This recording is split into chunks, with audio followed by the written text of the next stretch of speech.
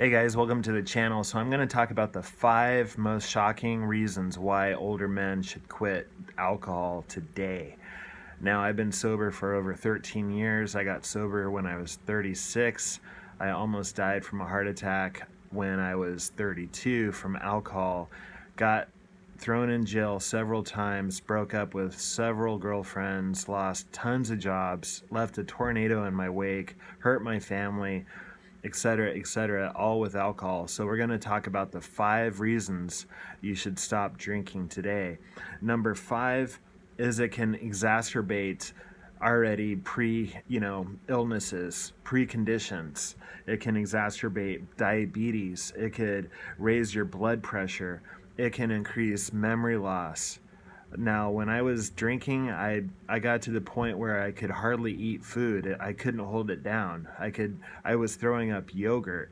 My eyes were blurry. I couldn't focus. I was just constantly looking around like I was confused. My head hurt, and I was scared. I was definitely scared.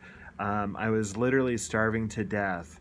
And that all started because I thought food would ruin my buzz, so I cut back on food, to the point where my stomach was so swollen and inflamed that I couldn't hold food down. My diaphragm was swollen and I just couldn't hold anything down. So it was very scary. I was literally starving to death, even though I was gaining a lot of weight just from the empty calories of beer. So it's very dangerous, and my blood pressure was just skyrocketing. My heart hurt. I didn't know if I was going to have another heart attack or not. So definitely. And that's not even including your liver and your kidneys and everything else. All your organs will be compromised by the alcohol. I mean, they literally kill bacteria with alcohol. They sterilize instruments with alcohol. So you're killing your organs with alcohol. It's definitely a poison. My mom's dad died when he was only 40. My cousin died when he was only 32 from alcohol. So you can literally die from alcohol. Number 4, you're gonna have more injuries. If you're drinking every night, whatever, you're gonna have trouble. You're gonna get beat up. You're gonna fall. You're gonna hurt yourself. There was one morning I woke up. I had like a 1-inch gash in my knee. I could see the bone. I couldn't even feel it. I didn't even know what happened. Later on, I discovered I probably fell on the outside step leading up to the door. So I had to go get stitches. There was many times I went to urgent care because I thought I was having a heart attack, or I hurt myself, or I broke my ankle or whatever. There was always more injuries when I was drinking. That's not even, and I stayed home. I mean, I was getting injured staying at home. I had other friends that were getting beat up, or they were beating people up, and they had broken knuckles and, all sorts of crazy injuries. And it's more prone for guys than women. So you gotta, if you're drinking every night, you're gonna have trouble. You're gonna start hurting yourself, especially when you get up in age. You're not as flexible as you used to be. And you take a wrong step and fall off your porch, you could be breaking your back, your neck, your legs, and it could get very costly. Number 3, you have decreased serotonin. Now, serotonin regulates your mood, your digestion, your eating habits, your sleeping habits. And when you have less serotonin, it's harder to sleep. That's why I was drinking around the clock. If I woke up at 3 a.m. with the shakes, I would have to take a drink of my malt liquor just to go back to bed. I was very irritable. It was to the point where I didn't feel good at all. I was drinking just to get by. I mean, not even normal. Like, I was drinking to get to a subnormal level, just so I didn't have aches and pains, and I wasn't shaking, and I didn't have a ton of paranoia and anxiety.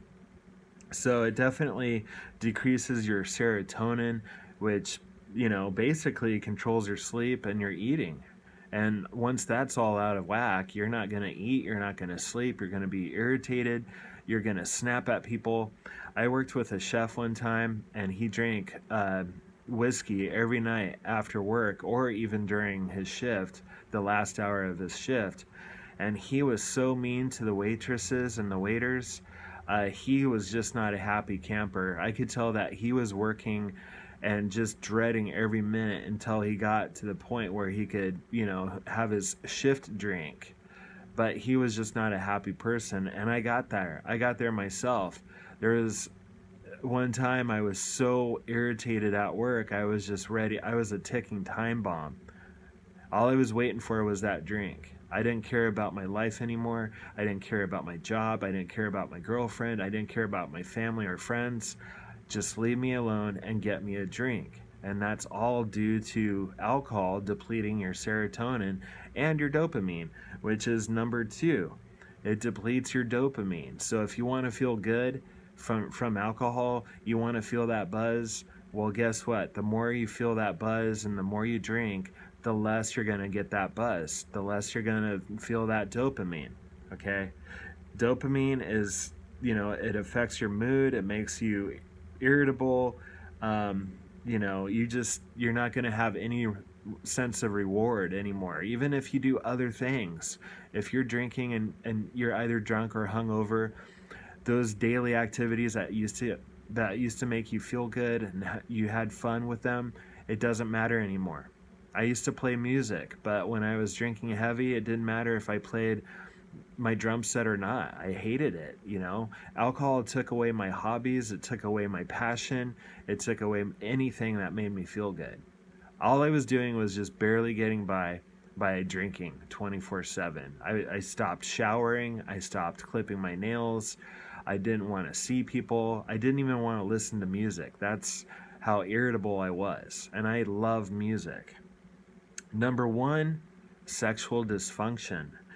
Now, if you don't want man boobs, I would definitely stop drinking today because it can inflame your chest area and you can start getting extra tissue around your chest, which will eventually lead to man boobs. It will destroy your testosterone. It will also interfere with the function of your testes, and you will become eventually impotent. You'll have erectile dysfunction, and it'll also lead to infertility. So there will be a time when you'll have man boobs and you won't get aroused anymore. You won't get an erection anymore. You will just be a blob sitting there depressed, anxious, and weak and terrified and trembling from alcohol withdrawals. And that's where I left drinking 13 years ago. When I was 36, I was finally done. All right, so here's a bonus. It will also deplete your finances. It will destroy your family. If you ever have watched the show Intervention, every single family on that show, every single episode, the family is torn apart. You think that it's just you and the alcohol? Think again. Everyone in your life is very upset. They're stressed out. They might be crying without you even knowing it because of your alcohol, okay, or any other addiction. It's a very self-centered downward spiral into hell when you're drinking. Finances, you could easily spend $20 a day if you're drinking hard liquor. If you're smoking cigarettes, if you're smoking pot, whatever, you're spending $20 to $40 a day on those things, even more. What if you go out and drink? It could be $100 a day. You're spending up to $3,000 a day on your alcohol. It's crazy. It's going to destroy your family. It's destroying your finances. You'll get to the point where you can't pay rent or your mortgage anymore, and you will be homeless. You're one step away from being homeless. You have to take accountability, look around, assess the situation, and you have to humble yourself. When are you going to hit rock bottom?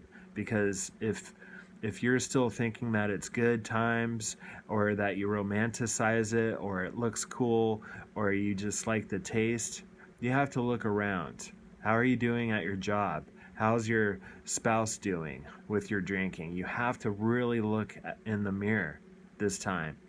There's nothing cool about drinking, Maybe it was cool in your 20s, but it's not cool in your 40s or 50s. People think you're pathetic when you drink. You can't tell when you're drunk, but everyone else around you can tell, and they think you're really acting foolish, ridiculous, you're being immature, you're being self-centered, and that's no way to live. There's only three options for you if you keep drinking. There's prison, insanity, or death. That's it. I already had a heart attack. Family members have already died from alcohol. It's a life or death situation, so you have to stop today. Now, I'll leave a link under this video for my resources to addiction. You can check that out.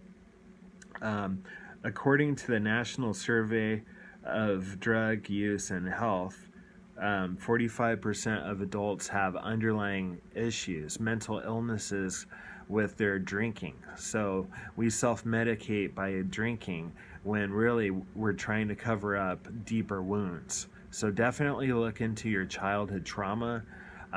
Maybe your dad was abusive. Maybe you got in a huge fight. Maybe you almost died. Maybe you have PTSD from fighting in the war. Whatever, you have to address those underlying issues, because it's not just the drinking. The drinking is just a band-aid. It's self-medicating. That's what I did. You know, my dad was abusive. I was scared of my dad. My friends picked on me. School teachers picked on me. It seemed like the whole world was against me. So I turned to alcohol, and it was great for a couple years, but then it turned against me, and it became a super big lie. And I didn't want to address the lie because I didn't want to stop drinking until I finally hit rock bottom. After hundreds of relapses, I finally was like, I'm done. This is pathetic. I'm shaking in bed naked, and I'm defenseless. People, you know, little skater punks were beating me up at the bar, you know. And I used to be a respectable person, went to college, you know, was always in great shape, good looking, and here I am pissing myself every night, wetting my bed. I didn't even have bed sheets on my bed anymore because I pissed my bed every night in a blackout. People were beating me up. Even my girlfriend beat me up. She went to jail, and it was pathetic. I had empty beer cans all over my car, all over my room, and I hated myself. Every morning I didn't want to look in the mirror to brush my teeth because I hated myself. I had so much guilt and shame. So you have to get to the point where you're like, enough is enough, and you can't have any what ifs. There can't be any reservations. You have to go all the way and get rid of it. You can't switch to near beer or non-alcoholic beer. You can't hang out with the old friends. You might have to even leave the town you live in. You have to get rid of all the triggers that make you want to drink. It's life or death. You have to move out of that town, switch friends, stay single for 2 years like I did, and get your stuff together and really start introspecting on your life. Start journaling every single day. And every single day that you're sober, congratulate yourself because you made it. I hope this video helps. Click that subscribe button, and we'll talk to you soon.